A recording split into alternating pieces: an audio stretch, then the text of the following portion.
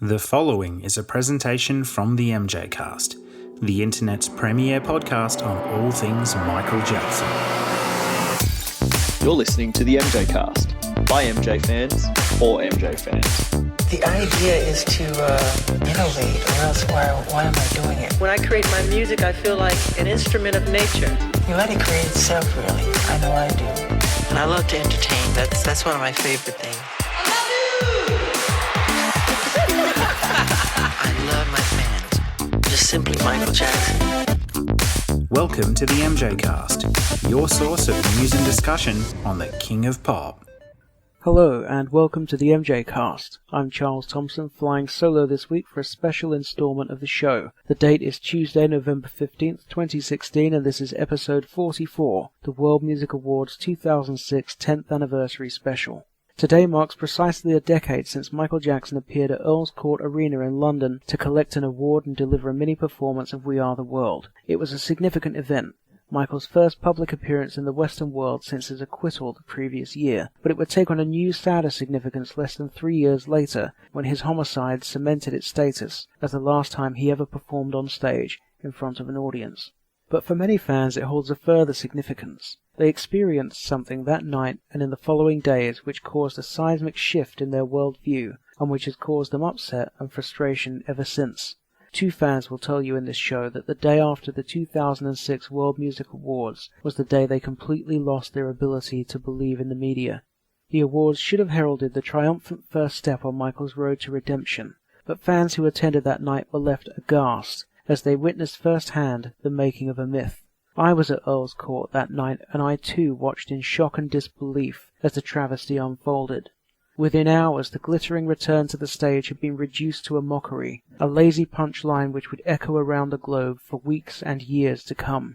History was rewritten in real time, and the lie endures today. What I experienced in 2006 has never stopped bothering me, so much so that 3 years ago I was moved to write an article about it. I called it Conjuring a Chorus of Boos, the truth about Michael Jackson's UK comeback. This show was inspired by that article, and in it I will speak to fellow onlookers, including members of Michael's team, who will describe how they watched with horror as their friend fell victim to a concerted smear campaign. This is the true story of what happened on November 15th, 2006. On June 13th, 2005, a bruised and beleaguered Michael Jackson emerged from the Santa Maria courthouse in California, moments after being acquitted on all 14 counts in his high-profile child molestation trial. He refused to give a press conference and barely even acknowledged his fans, walking straight to his blacked-out SUV, climbing inside and disappearing. Weeks later it was reported that he'd flown to the Middle East. He spent almost a year in Dubai and Bahrain with the odd trip to Europe before swapping the dry heat for the relative cool of rural Ireland. Save for a blink-and-you'd-miss-it appearance at the MTV Awards in Japan in summer 2006, Michael lived as a relative recluse. Occasional projects were announced, a charity single or an album, but none came to fruition. Fans wondered whether he would ever return to the limelight, and few could have blamed him if he didn't. Then, on October 22, 2006, a rumor began circulating among the fan community that Michael would appear at the World Music Awards in London. Many fans were initially skeptical, but a week later it was confirmed in a press release that Michael would attend to receive the Diamond Award, a prize rarely given out, as it was reserved for artists who had sold more than 100 million records. Michael had long ago sold several times that figure, but was about to make history by becoming the only artist ever to receive the award for sales of a single album. Guinness World Records had just certified that Thriller had sold 104 million copies to date. Raymond Bain was Michael's general manager at the time. She told me about Michael's initial reluctance to attend the ceremony and what convinced him to take part. Well, Melissa Corkin, who knew Michael for many, many years, reached out to me and said that they wanted to honor him with the Lifetime Achievement Award. He was very honored. He knew Melissa because he had appeared at the World Music Awards some years earlier. I can't recall the year. But he knew Melissa very well. And this would have been his second public appearance after having been acquitted. So he was a little nervous. At first he was a little apprehensive. but he agreed to do it, and he had a nice time. And why do you think he was apprehensive? Well, he had not been in the public for a while. The only thing he had done was to go in and out of court for 6 months, as you know. He had been in Bahrain, but pretty much to relax and to get himself back to the level that he had been prior to the case, having been litigated. And this, like I say, was his second public event. The first was in Japan earlier. This is his second major public appearance in Europe, but his first in Europe, but his second overall after having gone through litigation for 6 months. So how did you convince Michael to go ahead with the appearance? Well, his fan base in Europe is extremely loyal to him, and he has some wonderful fans. They are in London, particularly, and he shared a very special relationship with them. And in fact, I hope all of them are doing well. And with that in mind, and with the fact that he was getting the Lifetime Achievement Award, you're always apprehensive. That's a part of life. But Michael was the world's greatest performer. He was the king of pop. And he always rose to the occasion, no matter what. I think those of us who were around him were a little bit more nervous and a little bit more apprehensive most of the time than he. He was a professional, and he always rose to the occasion when he had to. And he looked at this award as having been special, and then with his relationship with Melissa and his relationship with the fans in Europe and in London, that weighed heavily on him, and he decided to do it. After Michael agreed to participate in the World Music Awards, Ramon began making arrangements. The trip would become one beset by problems, and the first was highly unexpected. The Dorchester, one of Michael's regular London haunts, was the official World Music Awards hotel, where many of the show's artists would be staying. But when Ramon called to book Michael in, she found he'd been banned. Michael had stayed there for several weeks in 2005, and his fans had found out, prompting many to converge outside on a daily and nightly basis, waving banners and chanting. Apparently, they'd landed the hotel with a massive bill for security and damage. It was disappointing on one hand, but it made Michael feel really good on the other, because there were several hotels that Michael would traditionally stay in, one of which was the Dorchester. So when I called over to the Dorchester and I spoke to the general manager, he was very polite, but he said, "Well, Miss Vane, I'm sorry, but we're not going to be able to accommodate Mr. Jackson at this time." And I said, "Well, why? Are you all booked?" He said, "No. He has such loyal fans. Our hotel can't accommodate the numbers of fans that would converge on it, both inside and out. We don't have the capacity to bring in that kind of security that we need, and it has cost us quite a bit of money in the past for you all to stay here.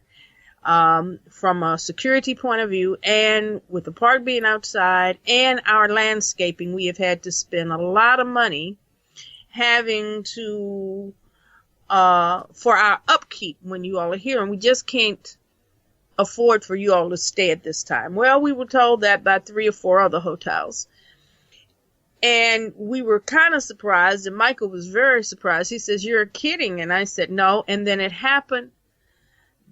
I guess Melissa Corkin, she spoke to one of her friends who had opened a new hotel, which was the Hemphill there, and he called and invited us to come and stay.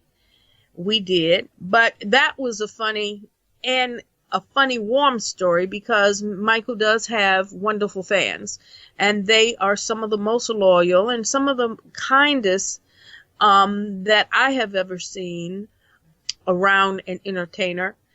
And so while it was an inconvenience on one hand, it was heartwarming on the other to know that his fans loved him and supported him to the point that we couldn't find a hotel to stay in London because they were afraid that they would be overrun by so many fans.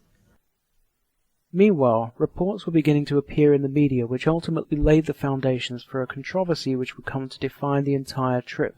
A little over a week after Michael's attendance was confirmed, news outlets began reporting that he would not only collect an award, but would stage a comeback performance. The reports sparked a frenzy, with fans from around the world booking trips to London to be present for the historic event. Ticket agencies began selling via premium phone lines and only releasing a few hundred tickets at a time. I was 18 years old, and I remember my parents being furious that I'd racked up £100 phone bill without ever even getting through. The news even prompted some fans to go old school and camp outside the box office. Greg Spinks, former owner of the fan site MaxJax, described the scene. It was very chaotic. I remember last minute finding out that they was going to be releasing tickets at the box office at Earls Court Arena in London on a Wednesday. They was going to begin selling them at, I think it was stupid o'clock, like 7 or 8 o'clock in the morning. I got on a train as quick as I could the following morning after I found out, and started queuing up in line that time that they went on sale, and there was already about 30 people, 40 people already queuing. And even though, to me, Michael Jackson was the amazing superstar that he is, I did not expect that there to be many people at that point in time, at that time of morning, queuing up for tickets. So already I was, quite excited by that point, in the fact that I was queuing up behind about 30 people at that time just to get a ticket for an award ceremony, so to speak. Raymond told me that she had done everything in her power in the lead-up to the ceremony to counter the reports that Michael would perform. It was never a performance, and I don't care who's saying otherwise, that's just not true. It was never a performance. He was never going to sing. He never rehearsed. He didn't have an orchestra together, a band. And I personally told many of the journalists there that Michael Jackson was not singing. Melissa Corkin told them he was not singing. We even had a press release sent out of my office stating he was not performing. And the World Music Awards sent out a press release. I don't know who said what initially, but the days leading up to the World Music Awards, there were many press releases disseminated indicating that Michael Jackson was not singing or performing. And there was no reason for there to be any confusion. An artist on the level of Michael Jackson doesn't just pop up and perform without rehearsing or without a band or without a music director or any of that. And he had just, as I've said, ended extensive litigation, and he was working very hard in putting together his organization again. There were a number of things that he was confronted with: refinancing the loan so that he would not lose his publishing, refinancing Neverland, getting his life back together personally and professionally, and spending time with his wonderful, brilliant, beautiful kids. And that was Michael Jackson's priority. He was not rehearsing, so whomever decided that they were going to run with the story that Michael Jackson was going to be performing did it deliberately, because they knew very well and very clearly, unless they could not read or hear, that Michael Jackson was not performing. But although Raymond had been issuing press releases, I could find no evidence in my research for this show of any news outlet having reproduced them. And while Raymond was under the impression that the event organizers were doing the same, I in fact found a number of reports stating that they'd done the exact opposite. On November 7th, USA Today cited the show's organizers as the source for a report it ran saying that Michael would be performing in a costume designed by Roberto Cavalli. The following day, Reuters syndicated a report stating that organizers had confirmed that Michael would perform Thriller. In the story, a spokeswoman for the PR firm Outside Organization, which was publicizing the awards, was quoted. She said, "Yes, it's his first performance in a long time. It's something of a comeback, if you like." On the same day, Access Hollywood also reported that Michael Jackson would perform, but said that the song may be We Are the World rather than Thriller. And then there was the World Music Awards' own website, which had 2 lists for stars attending the ceremony, presenters and performers. Michael Jackson had been listed as a performer. Harrison Funk, Michael's go-to photographer since the mid-80s, recalls the show's organisers telling him that Michael would perform when they called to book him. But by the time he arrived at rehearsals on November 14th, that was looking uncertain. I arrived, at Heathrow, went straight to Earl's Court with all my bags. Went inside, went to, scope out the stage and the setup of the venue and where I was shooting from. And I ran into Lavelle and Adrian Grant and the Thriller Live dancers that were going to be dancing with Chris Brown. The dancers were rehearsing and Chris was rehearsing. And it got to be, it was a whole day thing. I was wiped. I had just flown in, jet lagged, just trying to keep going. And about, I guess it was early evening sometime. Ramon Bain was sitting in the middle of the floor at Earl's Court, completely empty in one of those fold-up chairs. And I walked over to her and she's on the phone with Michael. And at that point, Michael was pretty insistent. He didn't want to perform because nothing had been rehearsed. So you're at this dress rehearsal. You've had a phone call from the organisers. The organisers say Michael Jackson's going to perform. You fly into London, get to the dress rehearsal. There's no Michael Jackson, no band, no dancers, and Michael's on the phone expressing not much interest in actually giving a performance. So at that stage, what is your mindset? What a clusterfuck. Really, sorry, kids, for the language, but, I just shrugged my shoulders and I said, okay, someone must have this under control. And I really thought that Ramon did have it under control. I really thought that, she was very cool, very calm, very collected, as she always is. And she hands me the phone and she says, here, talk to your friend. And I said, Michael, what's going on? He said, I'm being told I'm supposed to perform. And I don't know anything about this. I don't, basically, I'm paraphrasing because it's been 10 years. But, he was surprised, to say the least.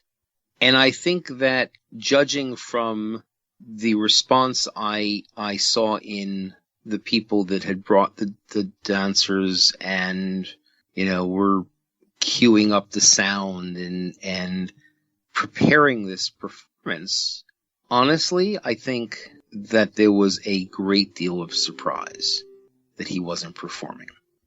And, he asked me, okay, so what tracks do they have? And I told him. And he kind of decided on We Are the World. He almost didn't come out and actually say it, but he did in the end, say, well, tell them I'll do We Are the World.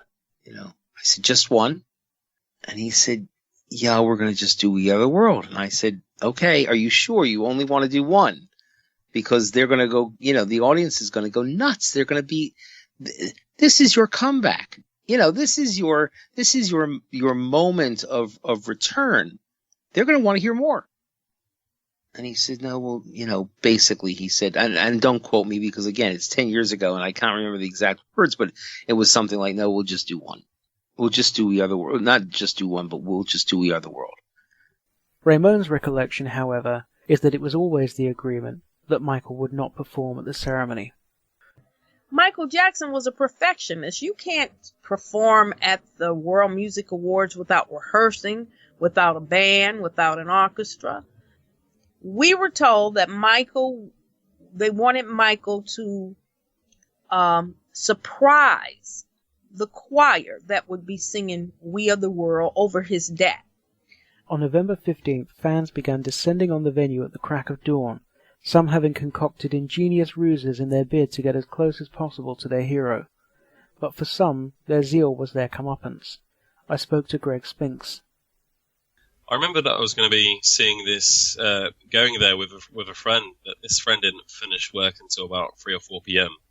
Around London time, which was, for me as a hardcore fan, and she wasn't so much of a hardcore fan, I wanted to be there.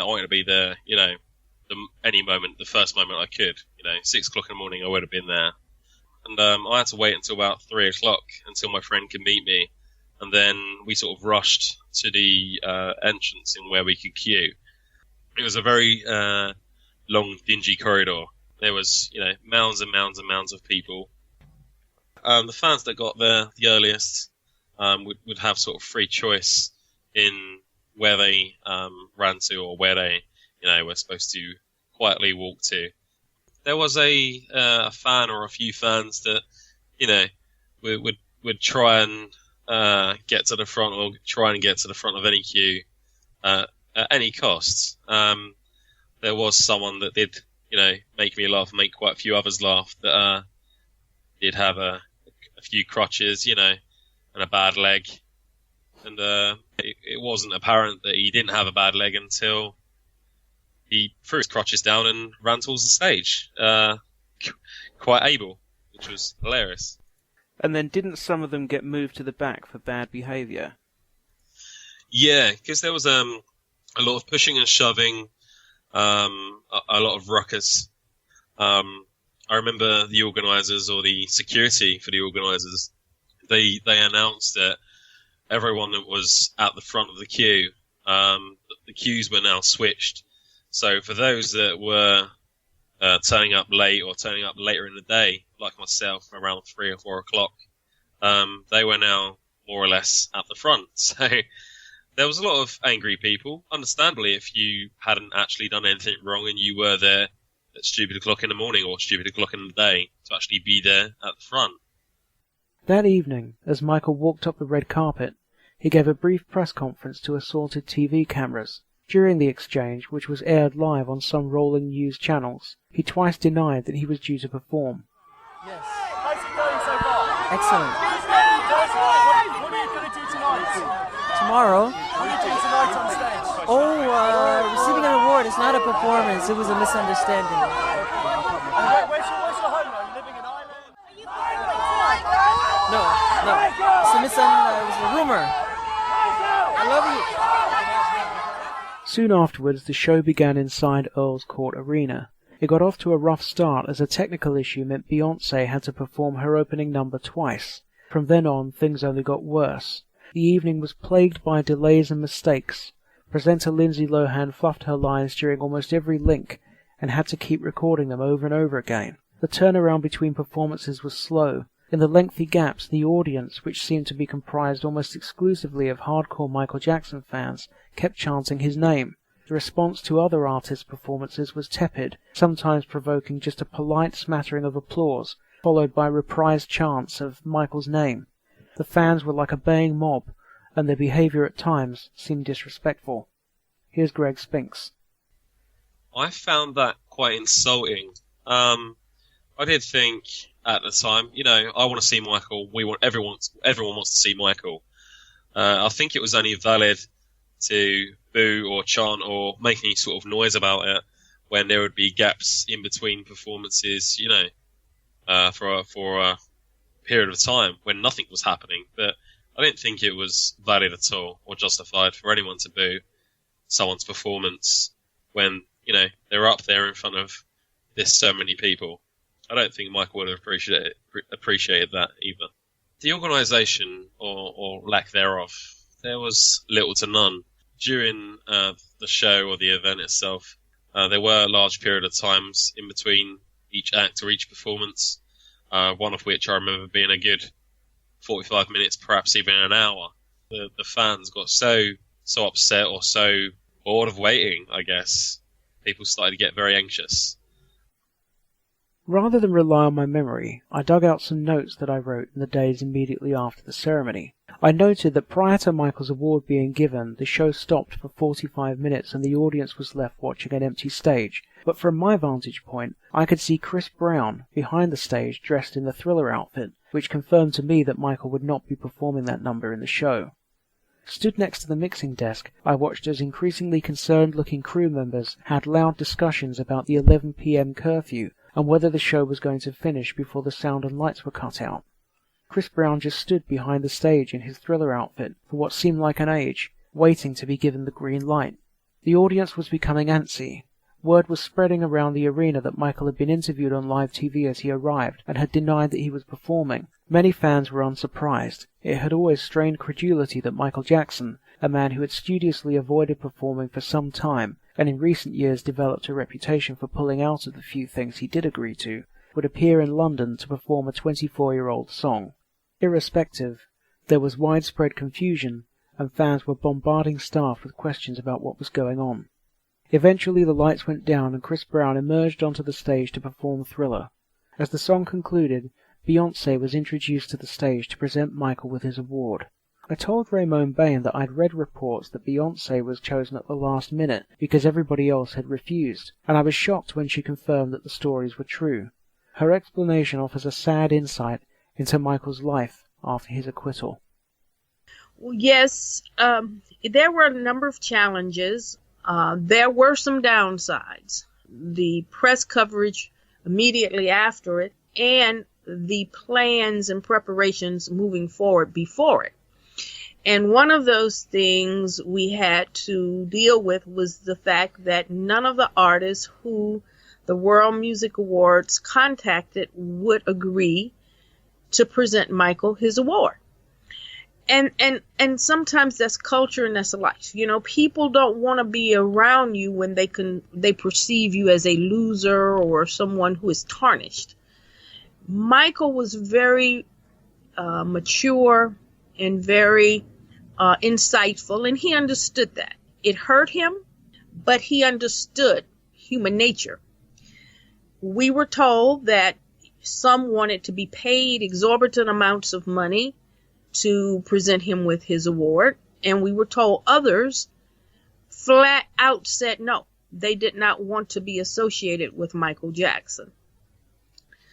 We then pondered, who are we going to get to present the King of Pop with his award? Melissa Corkin and Sir Philip Green were very concerned that the respective artists, and these were some people who Michael felt he was very close to, turned them down unequivocally, saying, nope, we don't want to do it. And so they approached Beyoncé, and we never met such a nice, warm, wonderful individual as she. It was my first time meeting her, my first time Michael meeting her. He immediately fell in love with her. There were 3 women I think Michael Jackson would have walked through fire for. That's his mother, Catherine, his daughter, Paris, and Beyoncé Knowles. And it was so funny. After that, the next year, Sean Garrett wrote a song, Irreplaceable. To the left, to the left. Well, Michael Jackson would call me up, and before he could say hello, he would sing, to the left, to the left. Looked at the box, to the left. I mean, that was his favorite song. He loved her, and he would have been so humbled by the tribute that she made to him at the Super Bowl last year. But more importantly, he knew that there were people whom he thought were his friends who turned down the opportunity to present to him. And he was so grateful for an artist on the level of Beyoncé, whom he had not met prior to that time, agreed to present his award to him. And that started a love affair with Michael Jackson and Beyoncé. When Michael did emerge onto a balcony over the stage to accept his award from Beyoncé, Earl's Court made a noise the likes of which I doubt I will ever hear again. In my article, Conjuring a Chorus of Boos, I wrote, when Michael Jackson eventually appeared, the place exploded. I've seen Paul McCartney, I've seen Madonna, I've seen Prince, I've seen George Michael, I've never in my life before or since witnessed any artist provoke the response that Michael Jackson provoked that night.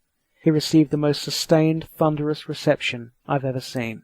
He remained on stage for several minutes to deliver 2 short acceptance speeches, one for his Diamond Award and one for a Guinness World Record presentation. For the duration of his speeches, I hardly heard a word he said, despite the booming sound system. Most artists receive a big cheer as they walk on stage, and then the audience settles down. Michael provoked hysteria, shrieking and crying.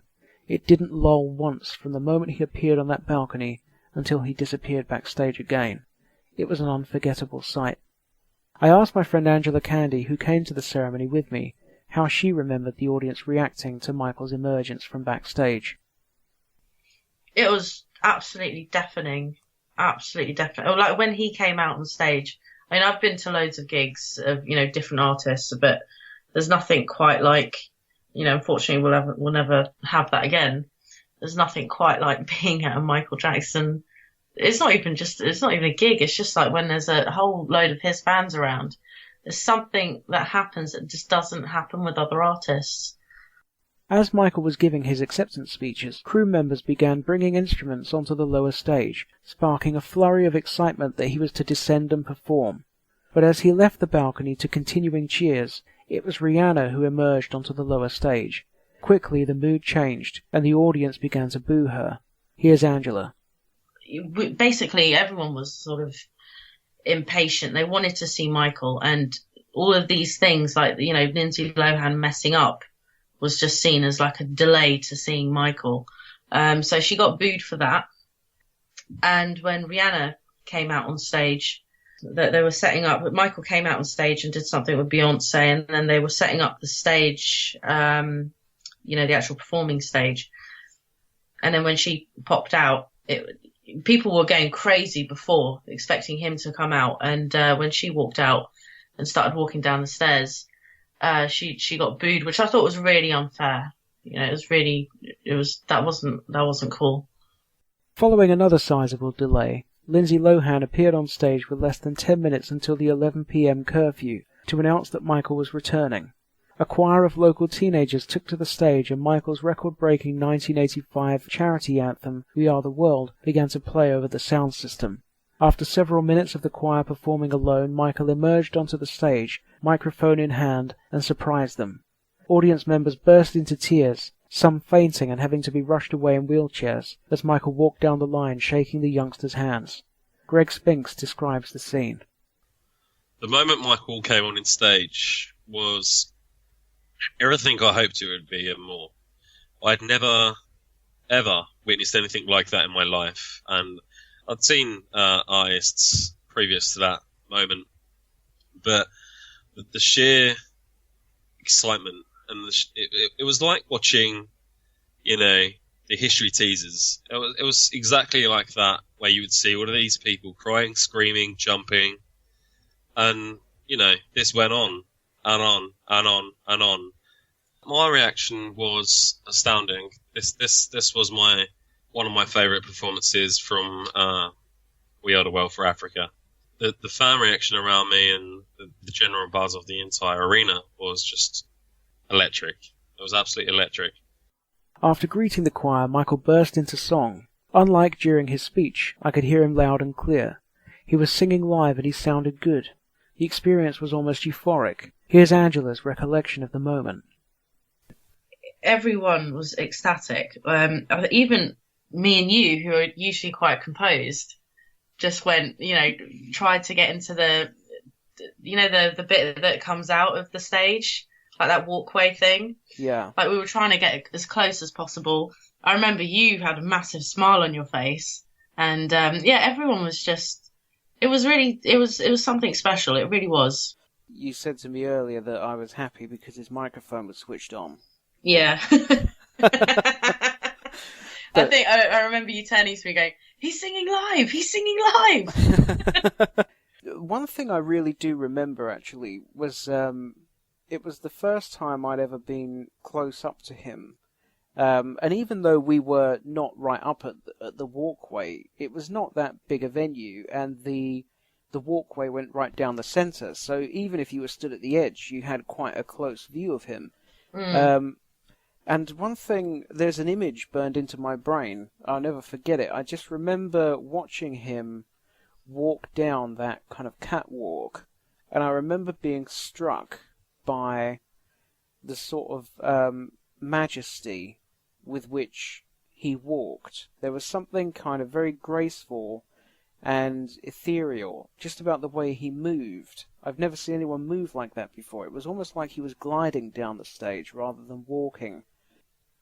Yeah, pretty much the same. I think he probably knew that, you know, from that reaction that he got, I think it probably put him in quite a confident place. And I think that's what everyone wanted to give him, you know, as well. After everything they'd been through in the previous few years, I think everyone wanted to not only see him back, but kind of show him the support.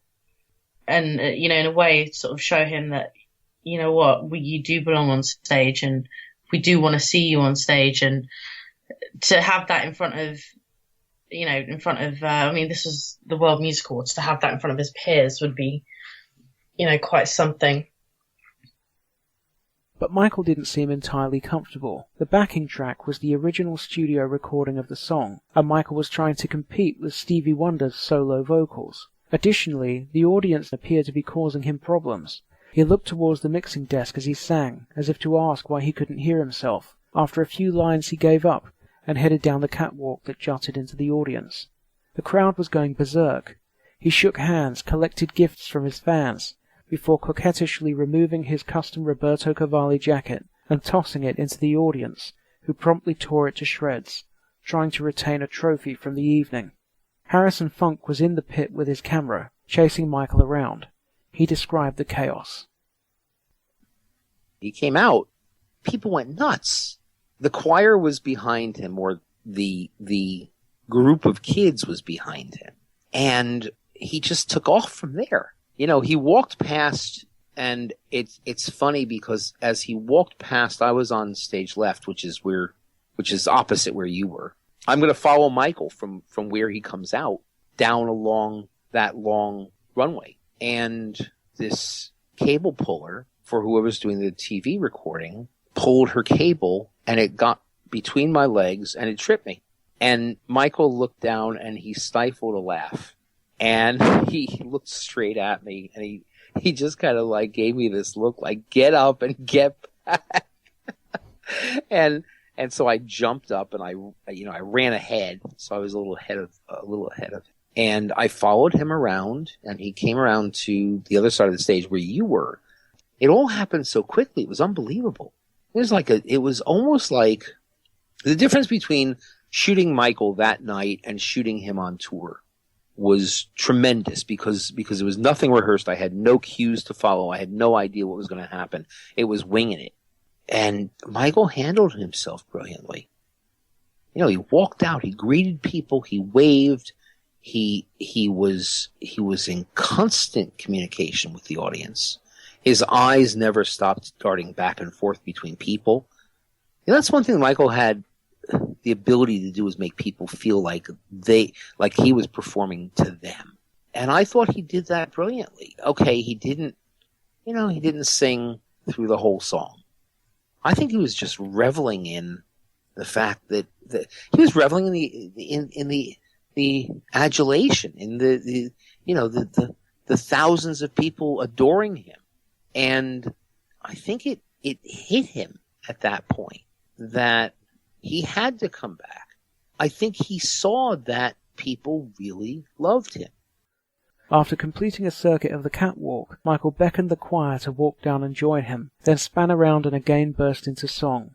His voice was deeper naturally than when he'd recorded the song in his 20s, but he hit the high notes exquisitely, contrary to some reports in the coming hours and days.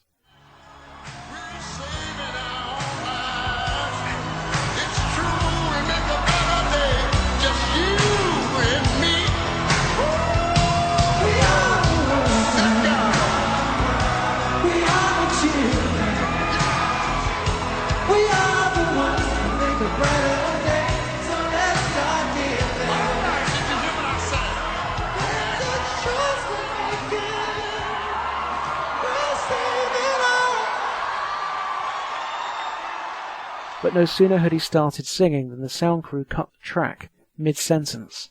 They had hit the 11 p.m. curfew. No matter. The audience noise only swelled. He hadn't performed Thriller, or even sung a full song, but the audience seemed not to care a jot.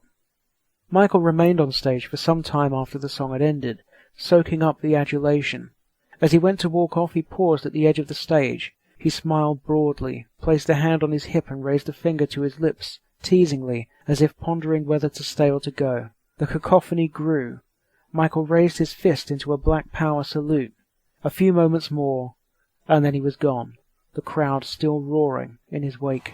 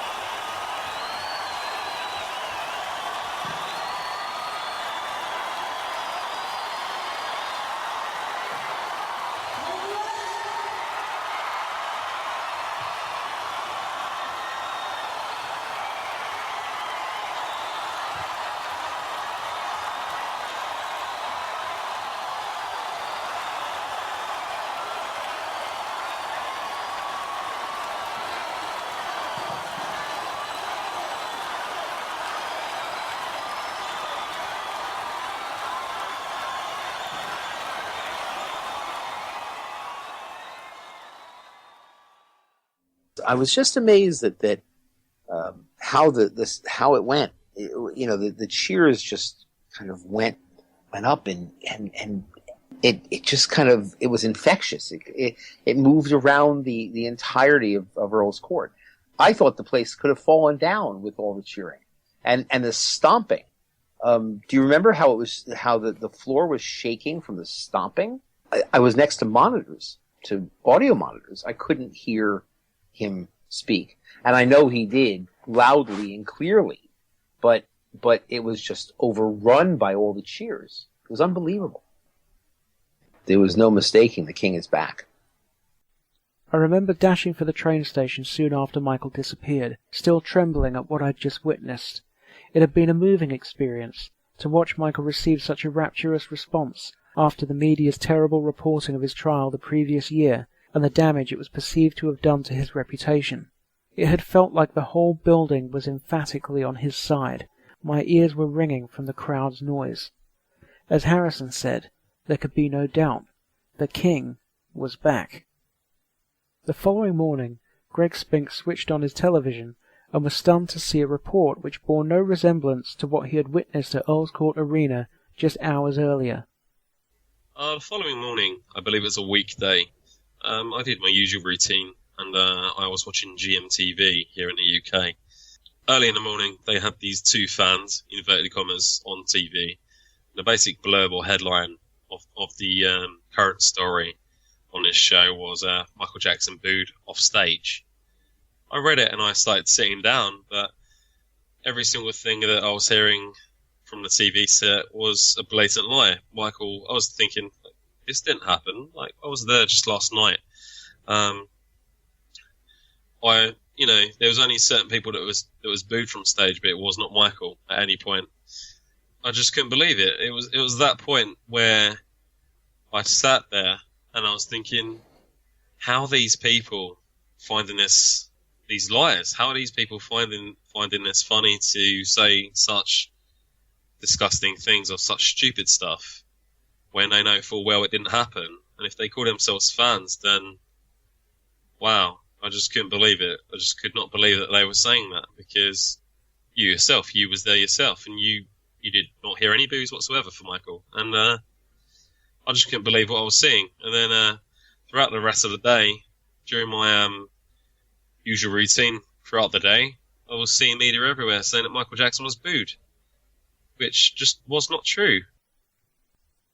Some media outlets were running valid stories about attendees who had bought expensive tickets based on press reports saying Michael would perform Thriller, and who were not unreasonably irked that they hadn't got what they paid for. But many news outlets were taking it too far. They were, in tandem, running fabricated reports that Michael had been booed off the stage. A story in the Evening Standard by reporters Chris Elwell Sutton and Valentine Lowe bore the headline, "A Thriller? Far from it, as Jacko's one-line comeback leads to a chorus of booing." One line? A chorus of booing? What was this? The story labelled the performance an embarrassing disaster, which consisted of one mangled line, several missed high notes, and an exit to a chorus of boos from the audience. All three criticisms were fictitious. The Mirror ran on its front page, "He's bad. Comeback disaster as Jacko booed off." The Daily Record headlined its story, "Really, really bad. Jacko booed off stage in first UK appearance for 10 years. It was not Michael Jackson's first UK appearance for 10 years. The story went on. Jackson scuttled off the stage after being booed by the crowd. This was a blatant lie. Michael had remained on stage for a long time, grinning widely as the audience showered him with deafening cheers. In my article, conjuring a chorus of boos, I wrote, "I was in complete disbelief. Had one rogue reporter claimed Michael Jackson was booed off stage, I wouldn't have been so angry. Every profession has its bad apples. But for multiple reporters to have attended an event at which Michael Jackson was demonstrably and categorically not booed off stage, and yet to all then write articles claiming that he was, demonstrated a clear conspiracy between multiple parties to fabricate and perpetuate a bogus story." Harrison Funk told me he had struggled with the incident because as a trained reporter, he didn't like to perpetuate conspiracy theories about the media's supposedly sinister machinations. But nonetheless, he said, on this occasion, the press had demonstrably made up the story. You know, one of the things that amazed me about the press coverage was, you know, that there was even a mention of boos. I mean, there could have been a boo here or a boo there, here a boo, there a boo, everywhere a boo-boo. I don't know. I didn't hear a single anything other than cheers and complete adulation from Michael. I heard the cheers and I heard I heard people stomping their feet. I never heard one single boo. I didn't hear anything that even sounded like "get off the stage, Michael," or, you know, "boo, Michael," or as in The Princess Bride, "boo, hiss." Not a thing. I mean, it was just, and I'm sure this was your experience as well. It was complete and total just adoration for Michael. It was holy cow, the king is back. Here he is. He's on stage and he's singing, and, you know, he pointed to specific people in the audience and waved and made eye contact and threw his jacket and you know, people were going nuts. It was wonderful. Here the media was saying that Michael got booed off the stage. Michael didn't get booed off the stage. I don't know what people were looking at. I just couldn't imagine what the media was seeing and listening to. All I heard was cheers and thumping. And people going, and all I saw was fans going crazy. I can show you pictures of fans going absolutely nuts. So I don't know what in the world they were seeing or hearing, but it certainly wasn't what was going on in Earl's Court that night. I just wonder whether this was, you know, I don't want to say a conspiracy, but some sort of collusion amongst the media to make Michael look bad.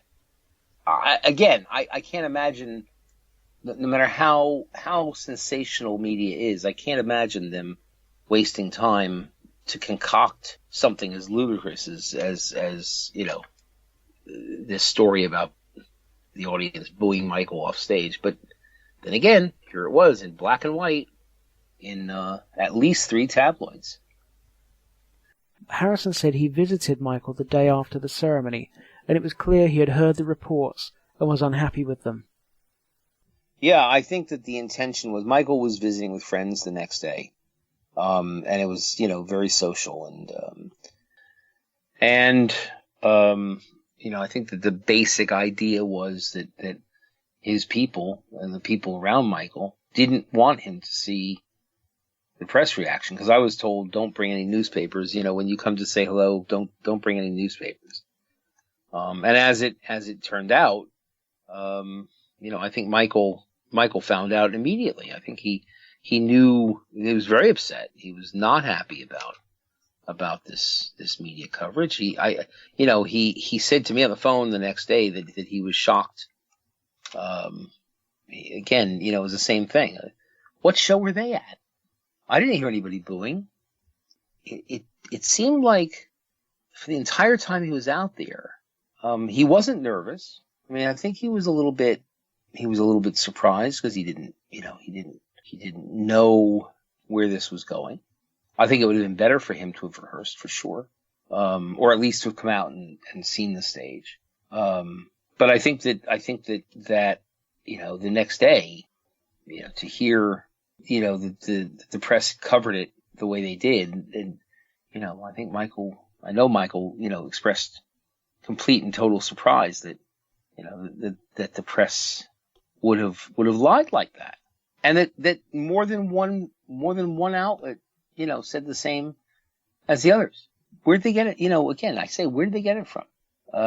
So yeah, it was a very unique situation. I can't compare it to anything. I wish I could. I can't. There's nothing I can compare it to.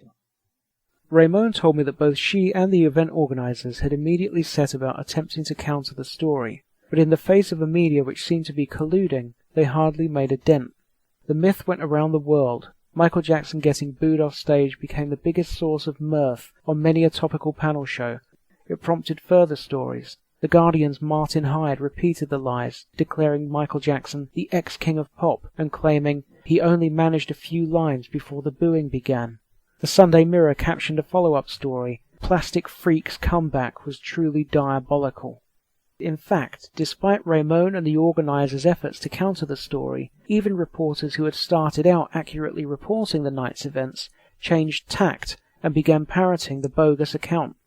On the day after the ceremony, in the Mirror's 3 a.m. column, reporters Eva Simpson and Caroline Headley shared a joint byline on a story which read, "He's back. Michael Jackson was the biggest winner at the awards. The star-studded event at London's Earls Court Arena saw Jacko give a stunning performance of We Are the World. You sure are, Jacko." But by the following day, the same two reporters shared a byline on a story which referred to Michael Jackson's long-awaited comeback, which ended up with him being booed off just 4 lines into We Are the World. Despite all her experience in crisis management PR, Ramon Bain said she simply could not comprehend what she was witnessing. We did our best efforts to try to neutralize the reports, and it took us a while because it was as if there was some collusion, that everybody who was writing decided that they were going to write the same thing. Now, it would have been good if one person had said, "Oh, he sounded awful," and was booed. But when everybody writes it, it's like, well, okay, well, what is going on here? Because there was no booing. And Michael Jackson was treated so warmly, he became so emotional, he threw a $35,000 jacket in the audience. And it was like, well, wait, what the hell? Are they at the same event that I'm at? Did any of them attend the same event?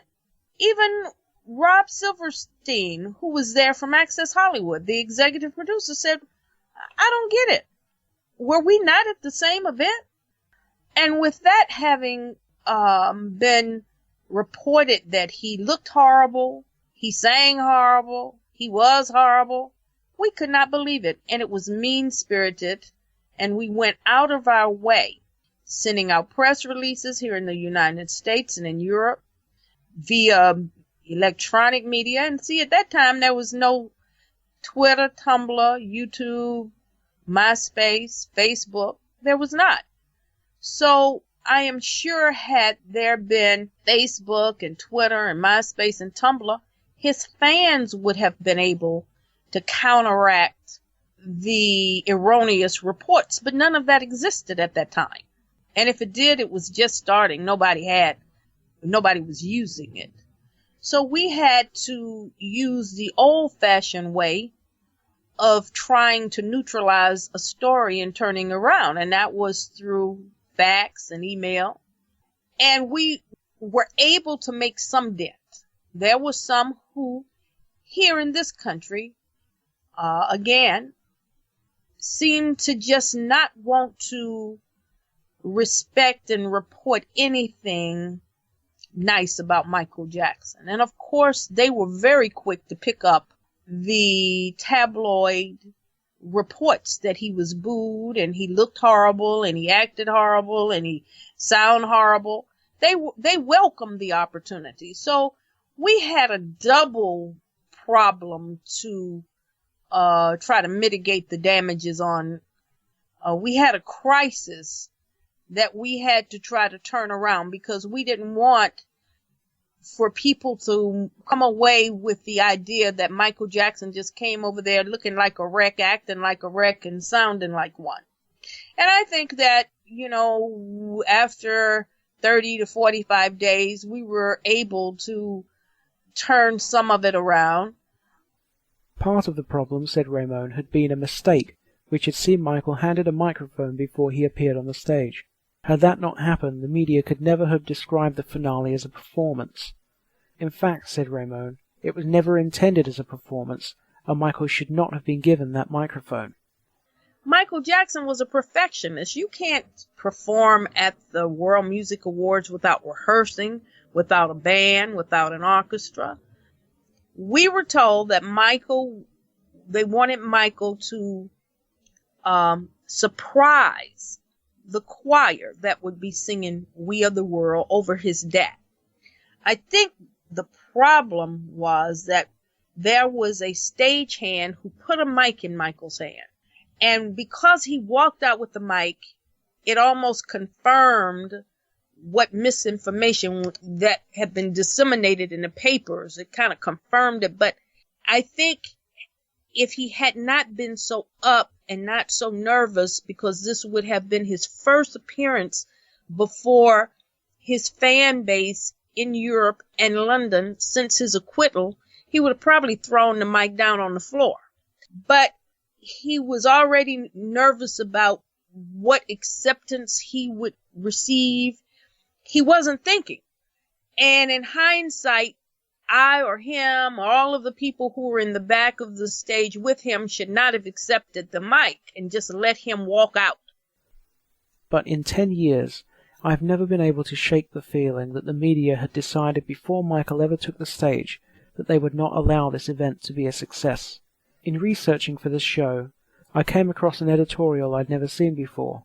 Published in The Sun ahead of the ceremony, it said, "Be afraid. Be very afraid. He looks dreadful, and he hasn't performed in years." The paper said its prediction of the ceremony was that Michael's performance would be a humiliating freak show which he will regret. Given what occurred afterwards, it now reads more like a threat than a prediction. How had Michael reacted to the negative reports? I asked. He had said to me once, "Ramon, I've been out here so long until I'm immune to it now. I've become immune to the attacks."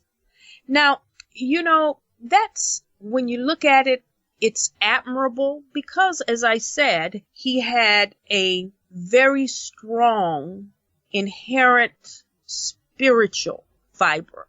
But that's sad for someone to have to say, I've been attacked and I've been disrespected for so long, I have become immune to the attacks and the disrespect. When you really sit back and look at that and analyze that, that's really a sad commentary. And they should be ashamed of themselves.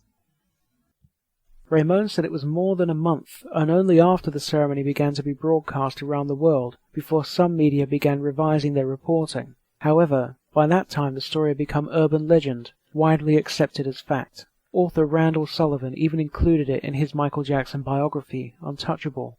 He wrote, "Michael sang only the chorus of the song before abruptly stopping, throwing his Roberto Cavalli jacket into the front row, then repeatedly telling the audience how much he loved them. There was little love coming back. Boos rained down from every corner of Earl's Court Arena."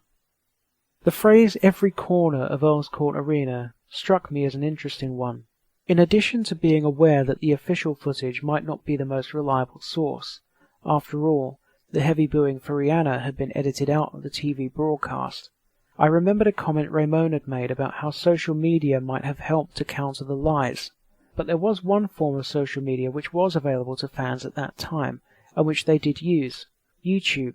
Through YouTube, inspired by Randall Sullivan's comment, I was able to obtain primary evidence from every corner of Earl's Court Arena. Researching for this show, I went onto YouTube and watched every amateur video I could find of Michael's performance and its aftermath. This amounted to almost 40 minutes of amateur footage for a stage appearance which lasted just under 4 minutes. The footage I found captured the audience reactions from the left of the arena and the right, the front of the arena and the back, the ground floor of the arena and the tier. I could find no audible booing in any of those videos. Some of the uploaders wrote in their video descriptions that they had specifically uploaded their footage to show the media had fabricated the booing. One, named Fabarto, uploaded 2 clips. Beneath one of them they wrote, "This video is to go against what the newspapers are saying about Michael's career being over, that the crowd were booing him, stamping their feet because they lost their patience with him. What a load of bullshit. A clear example that we shouldn't believe in what newspapers ever say. I know the video is crap, but it's more about showing the truth." Here is the audio Fabarto captured from the moment the song cut out until after Michael left the stage. It's recorded from the front left of the arena on the bottom floor.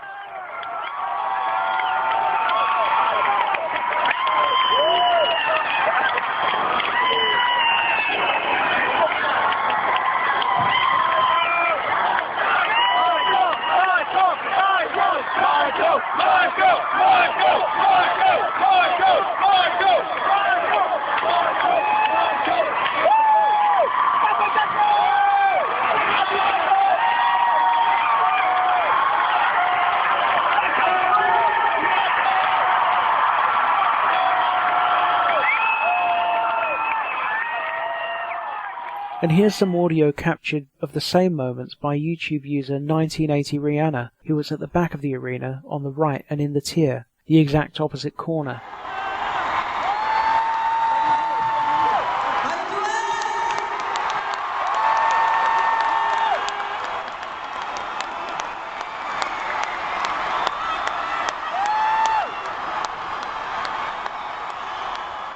I have never been able to find any professionally shot or amateur footage of Michael's appearance at the World Music Awards 2006 which has contained any audible booing. Greg Spinks told me that the incident had destroyed any trust he may ever have had in the media. My view from the media from that point onwards, and I used to separate media in terms of, so you'd have your papers, and then you'd have your GMTV, like television.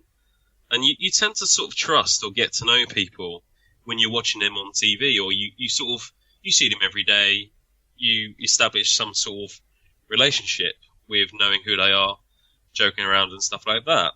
And you wouldn't think that they would go out of their way to be so callous and be so manipulative. Yeah, I just couldn't believe it, and from that point onwards, they was all tied on the same brush from that point. So you would say that witnessing the way that this story went around the world basically destroyed your trust in the media? It completely destroyed my trust. From that moment onwards, it completely destroyed my trust with the media in general, because for years I'd been reading, the unjusts that Michael had been given from the media, but firsthand, to see that, and to actually be somewhere where I know something didn't happen, and then to see it pasted everywhere, I just couldn't believe it. And from that moment onwards, it completely destroyed my trust, and any credibility they may have had was completely gone in my mind. It was not only Ramon who was faced with the infuriating task of trying and failing to explain to people what had really happened in London that night. The overwhelming media coverage afforded to the lie means that fans who attended have struggled for a decade to convince even their nearest and dearest of what actually occurred that night. I spoke to Angela Candy about the frustration of witnessing what was done to Michael after the ceremony, and of seeing disbelief in the faces of those to whom we recounted the story. I remember being at work and someone I hadn't seen in a while but knew I was going. Yeah, she asked me how it was, and then she sort of kind of gave me a grimace kind of look, like, oh, I heard he got booed. That's really. And as soon as I was like, no, actually, he didn't. It was really weird. I don't know why they said that. She just sort of looked at me like, oh, really? Like I was kind of like a delusioned fan that just decided to, you know, like with my selective hearing. That was really frustrating as well. I find that happens a lot with being a Michael Jackson fan. You're constantly having to battle the media yourself just to make people, you know, kind of understand. And I had the exact same thing, except the next day. So I was at uni at the time, and I went back to uni the day after the ceremony, like the next morning. I remember walking along the corridor and bumping into two of my classmates, Leah and Carly, and they just sort of looked at me in this pitying way, and said, how was it? And I had no idea. I'd not seen a newspaper or anything. I had no idea what was going on. So I was just going, oh my God, you wouldn't believe it. It was the most phenomenal thing I've ever seen. I've never seen a reaction like it. The crowd went ballistic. It was so loud, my ears were hurting. It was deafening. And they were looking at me like I was deranged, right? And I had no idea why. They were just kind of looking at me like, oh, okay. You know, and it wasn't until about lunchtime that I found out that the press was saying he'd been booed off stage, and I just couldn't believe it. And ever since then, it's 10 years now, and I've told this story to lots of people over the years about how I was there and he didn't get booed, and then the next day all the papers said he was booed. Yeah. And you can see, when you're telling this story to people, you can see that they think you're insane. They just think you're making it up. Yeah. Don't you find you get that look a lot, you know, being a Michael Jackson fan, whenever something's happening, you know, they're always getting one twisted version of the story and approach you with that. It's like, well, actually, that's not how things have happened. Yeah. If you want to know the truth, and then it's like, cut off, not interested. You're a bit kind of psycho. You're a bit of a psycho fan. Not gonna go there with you.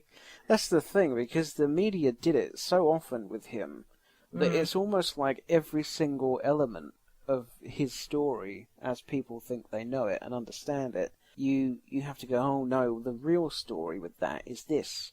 And where you're constantly coming up with explanations and excuses, it does make you look slightly mad. As if you're almost like a conspiracy theorist, but exactly. With regard to this episode, this particular thing, you know, even if you're just explaining it to a relative, or if you're explaining it to a colleague at work, or I just find that when you start telling them this story about how the media fabricated that he'd been booed off stage, they just look at you with massive skepticism, as if you must be the one that's making it up. But have you noticed that over the years as well? Absolutely. But do you find that even with people you know quite well, even with people that are, you know, friends that you consider good friends, you tell them this story and there's always an air of skepticism? Yeah, absolutely. I mean, this is, one of many stories that have come up where I've had to kind of, I guess it's like just like you said, you just look like a conspiracy nut when it comes to Michael, because there's always only Michael that they do this with. You know, there are other people that they do it with, but with him, it was just constant, you know, making him look silly, making him, you know, look like a nut job.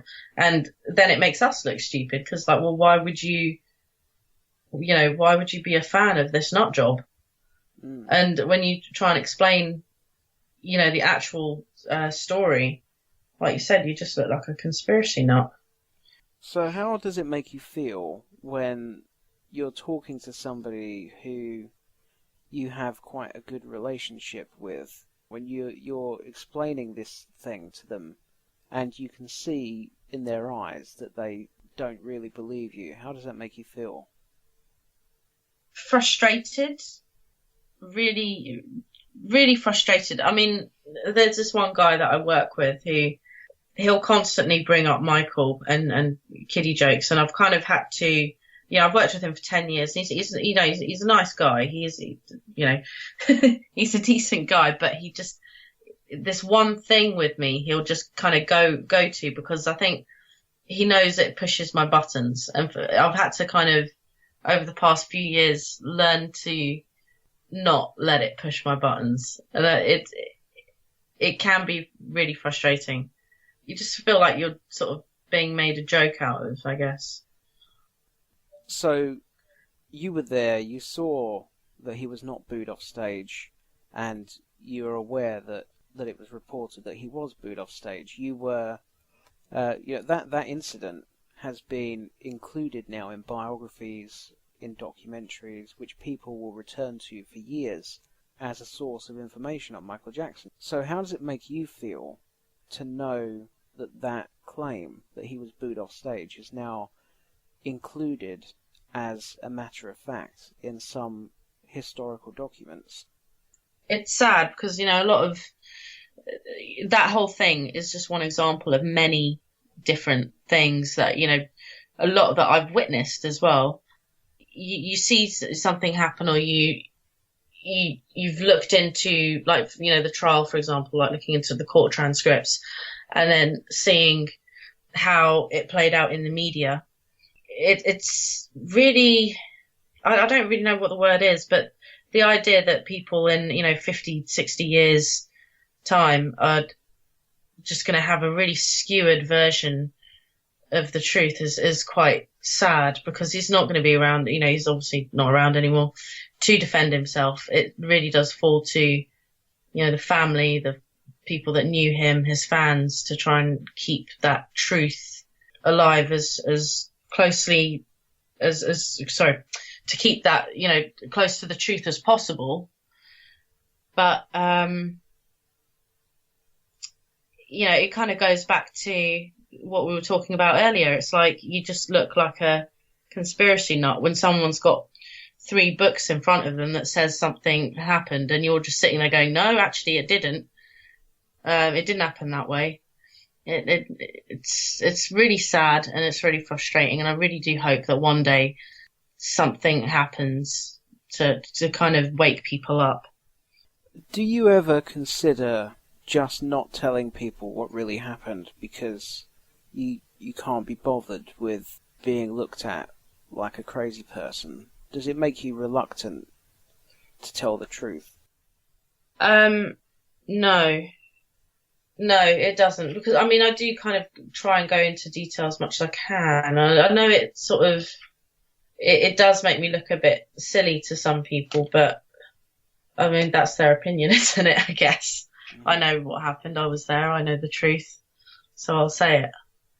I couldn't have put it better myself, and I hope that this show will contribute in some small way to keeping the truth alive. Thank you for listening to this special edition of the MJCast. Before I sign off, I'd like to thank each of the contributors for being so generous with their time and so candid with their thoughts and their memories. Harrison Funk will be producing a limited edition box set of images he took of Michael at the World Music Awards to celebrate the 10th anniversary. Each box set will contain 7 exclusive images and will be available in one of 2 sizes. Anybody interested in details of the box sets can contact Harrison via www.harrisonfunk.com. If you'd like to engage further with the MJCast team, you can visit our website at www.themjcast.com. We're also available on Twitter, Facebook, Instagram, and Tumblr under the name The MJCast, and all of our episodes are uploaded to youtube.com/+The MJCast. All of our episodes can be streamed and downloaded via our website, but you can also subscribe to us on iTunes, and we love to receive feedback from our listeners, so please feel free to send us an email at themjcast@icloud.com. This episode of the MJCast is dedicated to James Newman.